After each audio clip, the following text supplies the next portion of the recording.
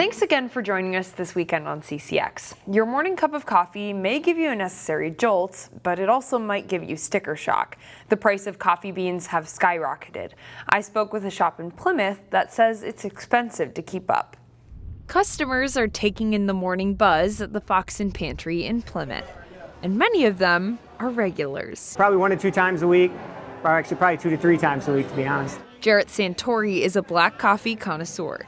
The Fox and Pantry, he says, makes it just right. I'm pretty finicky about the coffee that I actually drink, so very good black cup of coffee, no doubt. Yeah. For owner Kim Joels, that is no accident. She says she strives to give people an experience and a drink that matches it. I think, a lot of people are looking more for that independent coffee shop, less transactional, something where you can come in and kind of spend some time with people. That was kind of my whole goal. For customers, the experience goes back to its organic, no carbon footprint beans, and in its specialty drinks, too. And they know that I really care about really quality ingredients. For example, in our mocha, we actually get chocolate in from Europe to use, as opposed to a syrup that would cost me 1/10 of the price. Coffee price data reveals that the price of coffee is hitting 13-year highs, surging above $2.60 a pound.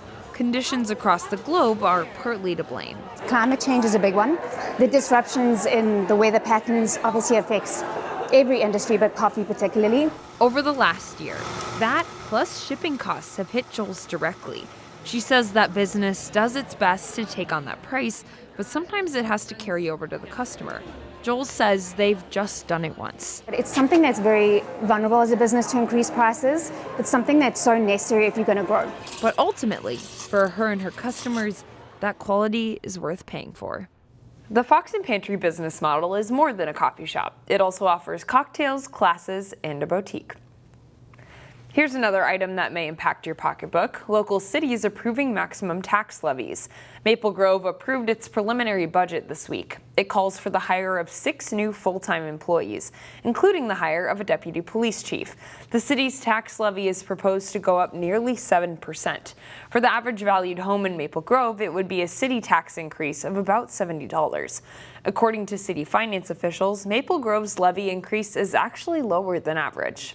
I think it's important for the public to understand and know that in cities of similar size to us, we have the lowest taxes per capita, and I think that's something that we as a city should be proud of, and I think it goes into the hard work that we've done to try and keep our budgets under control over the years.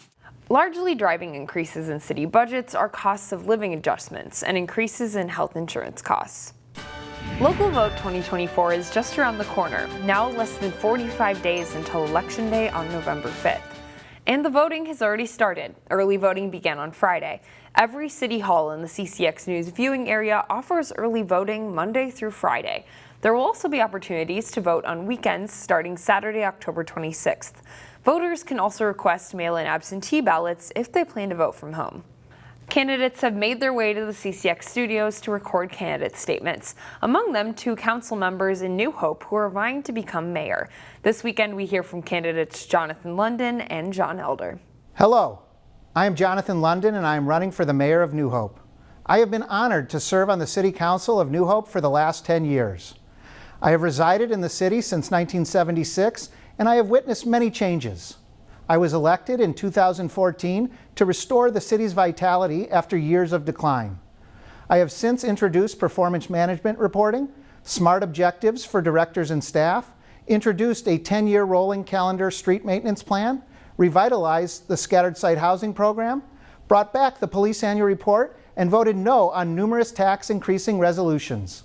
I am your independent and impartial choice for mayor. For continued success and proven results, I ask for your vote on November 5th or earlier. Thank you. My name is John Elder and I'm running to be your mayor in the city of New Hope. I've been on the New Hope City Council since 2008 and a lot of great things have happened since then. My wife and I have lived in New Hope since 1988 and our children went to 281 schools. Since 1988, I've held numerous leadership roles, whether it's being the Cub Master for PAC 126 here in New Hope, serving on numerous boards of directors, or being a mass coordinator at a local church. I have loved serving this community. The position of mayor is about leadership. It's being able to serve the residents, business, and employees in a faithful, respectful, and civilized manner. I have a proven track record of this. Make no mistake, elections matter. This is why I'm asking for your vote November 5th to become the next mayor, your mayor of New Hope. This past week, some local students experienced for the first time one of their rights as citizens. They got to register to vote. Are you guys registered to vote? In a crowded Armstrong High School hallway, Registered to vote? Nancy Innermill and her fellow volunteers vie for the students' attention. We need to let them know there's an opportunity for you if you pay attention to what's going on here. Take a picture of the QR code, which is on that poster. Innermill is part of the League of Women Voters. Register to vote. They're a nonpartisan group that works to bring more people to the polls. If we have people that are prepared to vote, they have it in their mindset, that's democracy.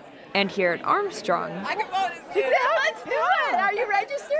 is the next generation of voters. I will vote. Like Ari White, who just turned 18. I'm super excited. I definitely have been doing a lot of research on both of our candidates. She hopes her friends get registered too. Voting is a privilege and an awesome right that we have here in America. Hello. Robbinsdale Superintendent Terry Stallo stopped by to see the action too. She said the turnout's been exciting. We want to empower them to be prepared so that they know their voice matters. Because after all, they're our future. You can check your voter registration status on vote.gov.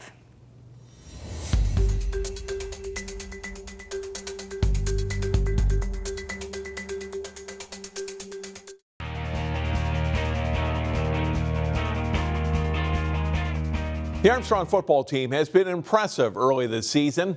They entered Friday with a 3-0 record. In this week's CCX Sports Spotlight, Jay Wilcox profiles the Falcons' talented running back, Kevon Johnson. 2nd and 10. They're back to Kevon Johnson. This time he gets to the edge, and he's going to go in for the touchdown. The stats are piling up for Armstrong senior running back Kevon Johnson. Johnson entered Friday with 653 yards rushing, 11 touchdowns, and a 12.8 yards per carry average through 3 Falcons wins. I've been working on, having quick feet, being able to just, get off those like little tackles, not being an easy person to take down. Like any good back, Johnson is quick to credit his offensive line. A veteran group is opening holes for Johnson and his teammates, helping the Falcons to score over 40 points in each of their first 3 games. The linemen appreciate him too. I mean, everybody looks up to him. Everybody's inspired by it. They want to be like Kevon, and we all do. So. Yeah, we have a great O-line. Pappas, a 4-year starter, and a couple other O-linemen who are experienced. They're able to give me the hole and the opportunity I need to make those big runs. It's because of them I'm able to. 5'9", 180-pounder Johnson's a home run hitter, breaking long runs like this 84-yarder against Cooper and a 99-yarder against St. Francis. But he's not just a speed back. I just think he's so shifty. He's a hard guy to get down. We talk about he'd make a move and make people miss in a phone booth type kid, right? Just in small spaces, he's just really good in there. Yeah, he's not afraid of contact at all. He'll take on the big hits and he'll stand up and he'll get into that end zone. I would say my greatest strength is my quickness, my ability to see the field and then react immediately, when I need to react. Something I definitely got to work on though is just my side. A lot of people say, here comes this little running back. With the numbers he's piled up early this season, the goals might have gotten a little loftier for Kevon. I do want to, get a lot of touchdowns, a lot of rushing yards, maybe reach for 2,000. That's not a bad goal. He's dialed in for this senior season at Armstrong, but Johnson says he would like to continue playing at the next level too. It's definitely a goal. I got a couple coaches reaching out to me, checking up on me. So just trying to find the right home for me. Exploits on the football field are nice, but Kevon and his Falcon teammates know there is more to it than just winning games on Friday nights.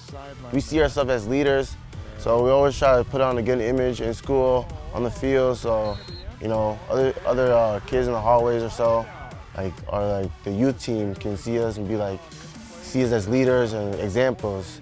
besides being super talented, he's just an awesome kid, right? He takes care of school, and so he's right kind of guy that we're super proud of. I know as coaches, just the way he takes care of his business out here, but then the way he takes care of business in school. So it's been a lot of fun. Johnson and the Falcons have reached the state playoffs the past 2 seasons, but lost in the quarterfinals both times. So the fast start and number 5 ranking in Class 5A don't have them celebrating just yet, but the goal of playing in the Vikings' home stadium is something to shoot for. Mainly because we know it's never enough to just be good in the regular season. Our main goal is definitely make it to the bank. So we're trying to like get rid of all the errors that we have just so we can make it to that, to the bank and not, come short again. For the CCX Sports Spotlight, I'm Jay Wilcox. Next Friday, September 27th, Johnson and the Falcons host St. Thomas Academy. That's all for sports. I'm John Jacobson. Find more prep sports games and highlights at ccxmedia.org and follow us on social media.